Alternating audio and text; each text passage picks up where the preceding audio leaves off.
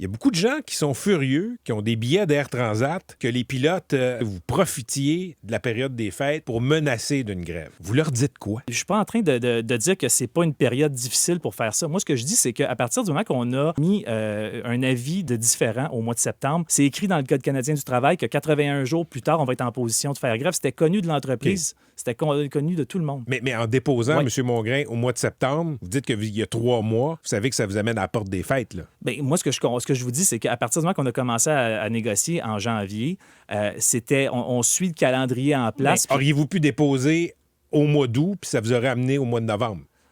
Ça aurait pu. Moi, ce que je dis, le 10 décembre, c'est quand même 2 semaines avant les fêtes. Écoutez, là. Vous avez le droit d'exercer votre moyen de pression comme vous l'entendez, puis on va s'entendre, vous et moi, M. Mongrain, là. Disons que ça fesse plus avant Noël qu'à la mi-novembre.